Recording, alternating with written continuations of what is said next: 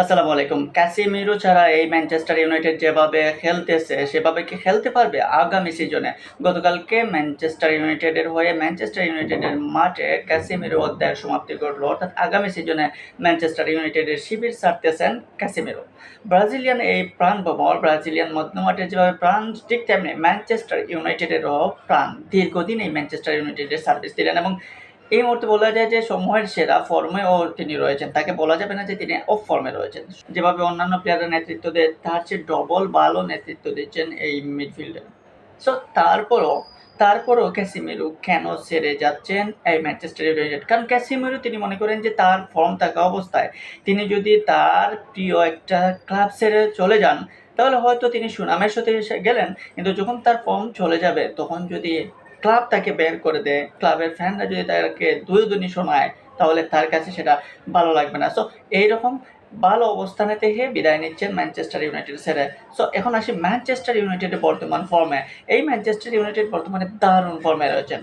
তাদের নতুন coach Michael ক্যারিকের অধীনে ম্যানচেস্টার ইউনাইটেড উঠতেছে, ঠিক তেমনি তারা আগামী বছর চ্যাম্পিয়ন্স লিগের খেলার যোগ্যতাও অর্জন করে ফেলেছে। প্রিমিয়ার লিগের নাম্বার পয়েন্ট টেবিলে ৩-এ রয়েছে। সো বুঝতে পারতেছেন যে ম্যানচেস্টার ইউনাইটেড এই সিজনের শুরুতে কেমন ছিল এবং এই মুহূর্তে কেমন অবস্থানে রয়েছে। কালকের ম্যাচের দিকেই দেখান, কালকের যে ম্যাচটা খেললো সেটা নটিংহাম ফরেস্টের বিপক্ষে ম্যানচেস্টার ইউনাইটেড ৩-২ গোলের ব্যবধানে জিতলো। কি দারুণ ফাইট! এখানে ম্যানচেস্টার ইউনাইটেডের মিডফিল্ডের যে প্লেমেকার ক্যাসিমিরো কিংবা ম্যাথিউস কুনহাদের যে পারফরমেন্স, এই পারফরমেন্স আপনাকে বলে দেয় যে এই ম্যানচেস্টার ইউনাইটেড যে এই দলগত পারফরমেন্স যদি আগামী বছর ম্যানচেস্টার ইউনাইটেড ধরে রাখতে পারে তাহলে প্রিমিয়ার লিগের শিরোপা তো পাওয়ার সম্ভাবনাই বেশি। সেই সাথে চ্যাম্পিয়ন্স লিগ যেহেতু খেলবে সেখানে বড় ম্যাজিক্যাল কোনো পারফরমেন্স বা ম্যাজিক্যাল কোনো কিছু দেখাতেও পারে ম্যানচেস্টার ইউনাইটেড।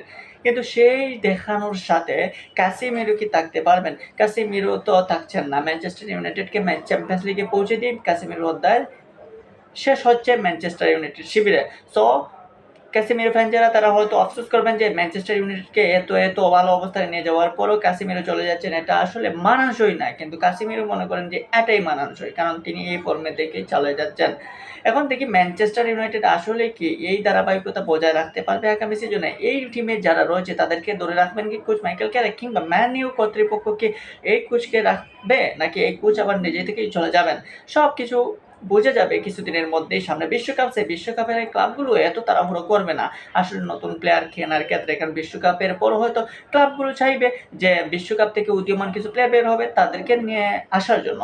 এখন ক্যাসিমিরোর নতুন গন্তব্য যেখানেই হোক না কেন, ক্যাসিমিরো আশা করবো ব্রাজিলিয়ান ফ্যান বা যারা ফুটবল ফ্যান রয়েছেন, যারা খেলা দেখেন, ম্যান ইউ ফ্যান যারা রয়েছেন, তারা চাইবেন যে ক্যাসিমিরো ভালো থাকুক, ক্যাসিমিরো যেখানেই থাকুক ভালো ফর্মে থাকুক। ঠিক তেমনি ম্যানচেস্টার ইউনাইটেডেরও যাতে ভালো একটা অবস্থানে যেতে চাইবে, দেখতে চাইবে ক্যাসিমিরো ফ্যান যারা আছে তারাও। কারণ ম্যানচেস্টার ইউনাইটেড আসলে দীর্ঘদিন ছিল। স্যার অ্যালেক্স ফার্গুসনের পর ম্যানচেস্টার ইউনাইটেডকে তো খুঁজেই পাওয়া যাচ্ছিল না। দাপট দেখিয়েছে man city, Chelsea, Liverpool, Arsenal, এমনকি লেস্টার সিটির মতো দলও 2017 সালে চ্যাম্পিয়ন হয়েছিল। এখন আবার লেস্টার সিটি খেলতেছে সেকেন্ড ডিভিশনে। সো বুঝতে পারতেছেন যে ম্যান ইউকে কতটা মিস করছিল ম্যান ইউ ফ্যানরা। এবার সেই অপেক্ষার অবসান হয়েছে। ম্যানচেস্টার ইউনাইটেড দাপট দেখাচ্ছে। ম্যানচেস্টার ইউনাইটেড প্রিমিয়ার লিগের 3 নম্বরে রয়েছে, চ্যাম্পিয়ন্স লিগ খেলবে।